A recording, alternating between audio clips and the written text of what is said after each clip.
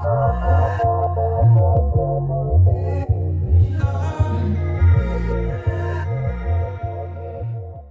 right, gentlemen. So this documentary, this upcoming documentary, um, what is it about? Like, how did you guys come together and stuff like that? We were trying to capture the collective wisdom of this human experience so that we can all grow from it. We feel that this wisdom that we're hoping to capture and pass along through the film will open people's minds properly so that they can think through for themselves what just happened, and perhaps what they were told on the TV over and over and over and over and over again may not have been the truth. And that television narrative used every empathetic trick in the book. They used fear and hate of other and otherization and shunning and shaming. And we want to really bring it back to a not just a neutral scientific look, but what is it to have compassion for your fellow man and human, and have that sort of emotional, emotion plus knowledge creates wisdom. And we hope to have that as a bedrock for this film. Most politicians have always kind of operated by never let a good crisis go to waste to advance their agenda. And I think you're absolutely correct in observing that in every aspect of the way every country on the planet has had an overreach by the state. And sort of, I mean, the world, the human condition and the sort of the human race has always kind of wrestled with the individual versus the community, and and trying to strike that balance between the two that seems best. And then and the various government parties try and argue which is best.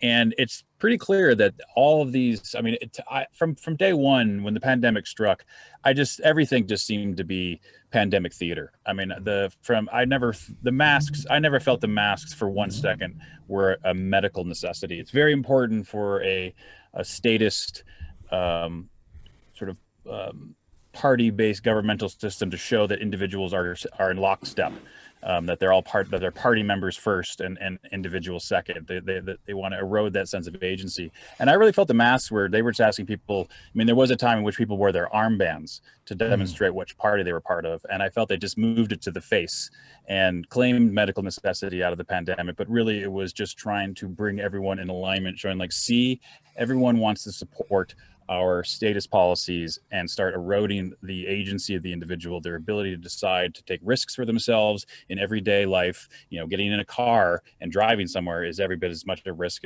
as communicable diseases like getting the flu and any other disease out there before COVID. And it just seems as if it's been a worldwide effort of pandemic theater to really limit the individual choices and to sort of say, hey, your choice to defend yourself, your choices to your ability to make decisions for yourself, for the well-being of yourself and your family, all of these things seem to be under threat by the policies that were put into place, the lockdowns, the ability to make money, the ability to feed your family.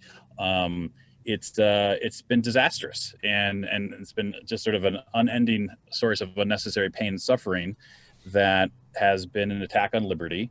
And we feel that the multitudes of individuals in the United States, in South Africa, in all over the world are seeing that. And my hope is that people are awakening, not woke, but awakening truly, being like, my God, this is just idiotic.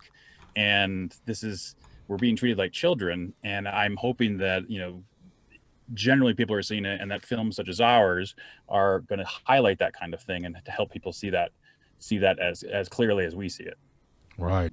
One aspect too, we really see with storytelling like this, you can't just sort of present information and have it stick to people's minds. For whatever reason, the way we're wired, we have to have a hero, we have to have a story, we have to have relatable people that we can ingest the story with. And that's just really the nature of Hollywood and cinematic, the power of cinema. We want a willful suspension of disbelief so people can open not just their minds, but their hearts and perhaps listen to a different way of thinking. And so we're going to do that by bringing in the emotional stories of people's lives who have been disrupted and destroyed by the policies of lockdown.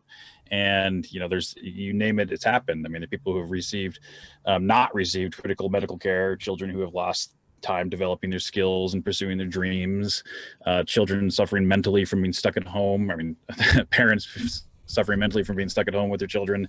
There's all kinds of reports of many children going missing within the system, child abuse, rising suicide rates, elderly who are dying alone in nursing homes because they can't see their family. I mean, the stories go on and on. I'm just like, happy that there are brave people like you in the world, who are just willing to say, you know what, let's do this. Like, let's go out there, let's question the narrative, let's make it happen.